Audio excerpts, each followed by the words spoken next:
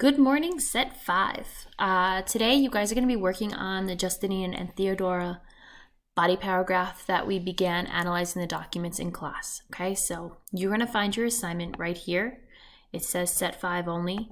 The presentation Justinian and Theodora, this first one, is the one we did in class with the videos that helped you analyze the documents. And then the second one is the one that's going to help you write the body paragraphs. Your Google Doc file is going to be 1 body paragraph, 5 Walters. That's going to be put into your Google Drive folder that I shared with you. Last name, comma, first name, set number, global 9, and set. And then these are the documents we're working with today. You'll complete this body paragraph and the screencasting I'm creating now, so that that link will be there for you to watch. All right, so the first one we're going to work on is we're going to go to the Justinian presentation. All right, so the body paragraph, that's going to title the document. This is a thesis statement that we were analyzing the documents from. It says, one enduring issue throughout history is that people and the governments have tried to gain, consolidate, and maintain power.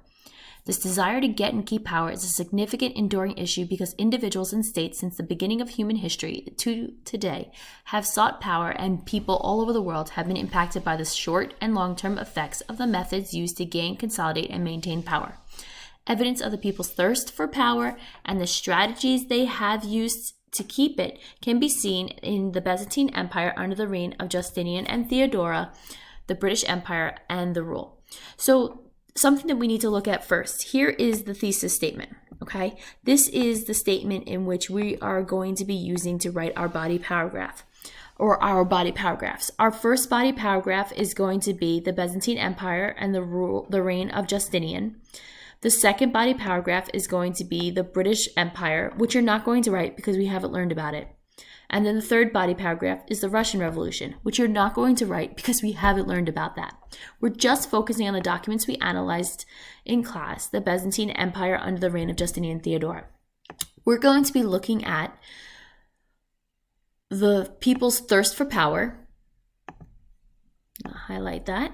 And then the strategies they have used to keep it. The strategies they have used to keep it, it is the power. Okay, so when we analyzed the documents, we saw in documents 1 and 2,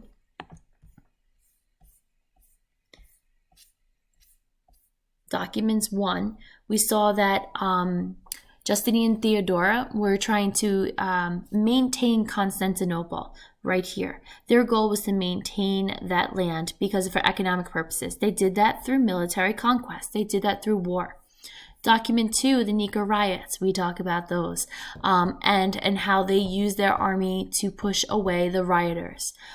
This document here gives a great perspective and point of view in the way that they discuss how they see the other people as weak and how they retreated, and how much stronger their army was. And that's very important to understand why this would be published, because they wanted people to know that they were stronger than the people that were rioting them.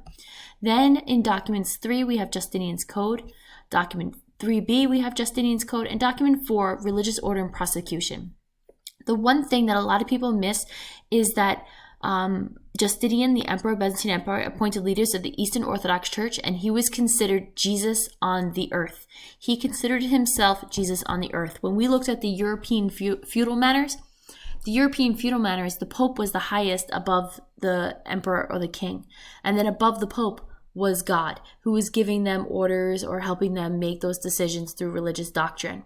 With Justinian put him on the same level as Jesus. So it gave him a lot more power within the people's eyes. This made him so much more powerful than an average leader.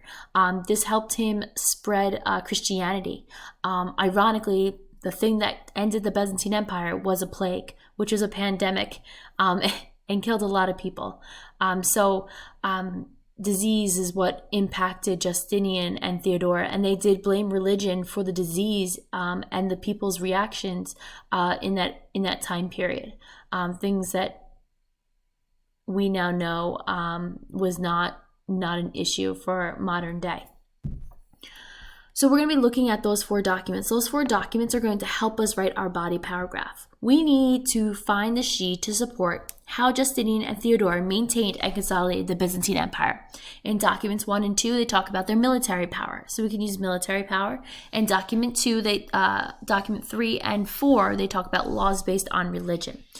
So you're going to look for specific historical evidence, in those two concepts, military power and laws based on religion, to help support the thesis that was written for you. So your body paragraph is going to, in order for it to be well developed, is going to need a topic sentence that supports the thesis statement. 3 times you're going to identify she from one of the documents. So in document 2,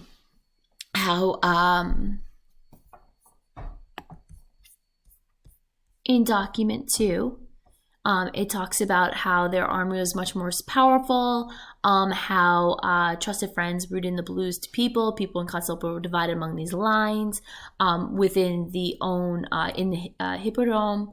But then it talks about without danger and great exertion, he made his way, he covered through the ruins, half burned, creating this heroic scene.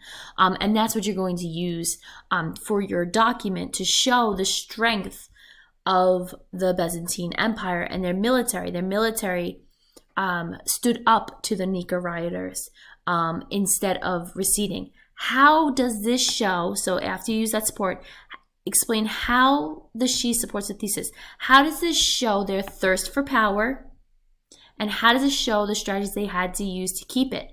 They used military power to gain Constantinople. Now, how did they use military power to keep Constantinople? And that's what you have to explain. Then you would cite the document 2, and then you'd go on to the next one. For me personally, I would go on to Justinian's code for my second piece of evidence, and then my third piece of evidence would be that he called himself the co-ruler of the earth, or co-creator of the earth. Your closing sentence of that paragraph is going to be your topic sentence that supports your thesis statement, restated with specific historical evidence from there. So instead of saying religious code, I'm going to say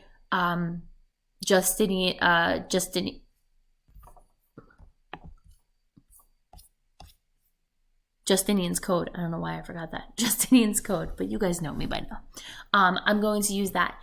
If instead of saying military power, I'm going to talk about the Nika riots and how they regained Constantinople through the Nika riots. I'm going to use specific historical evidence to support that.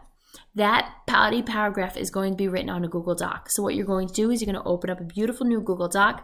You're going to title it 1 body paragraph, set 5, and then your last name. I'm going to put my last name. Don't put my last name because you're not Walters. And then I'm going to start with my topic sentence. And my topic sentence has to talk about the thirst of power and the strategies they used to gain power. So I'm going to say Justinian and Theodora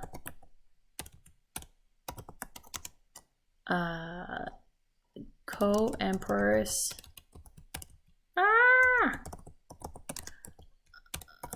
Byzantine Empire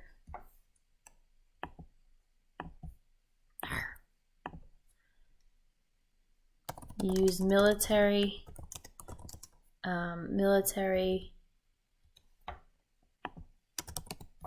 and religious laws to maintain and consolidate their power. It's so much easier to write this with you guys. Maintain and consolidate their power.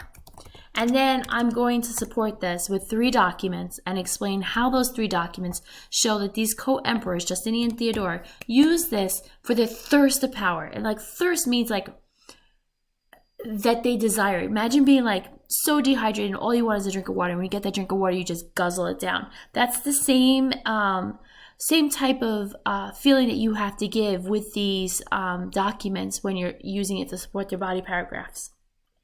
So it should be, so you have 6 sentences for your support, a topic sentence, and a closing sentence. You should have around 8 sentences in your body paragraph. Now, this is a well-developed body paragraph in isolation. So you're not writing an introduction. You are not writing any other body paragraphs. You're writing one body paragraph. That is it, okay?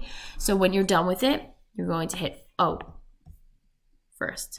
Make sure this folder, this is in your your folder that I shared with you, okay, so that I can take attendance for Tuesday's class. When you're done with it, you're going to go File, Download as a PDF, and you're going to submit it into my LuHi. Make sure you attach it. Make sure you submit it. Make sure you can view it. If you can do those 3 things, if you can view it, you've submitted it perfectly, and it's good to go.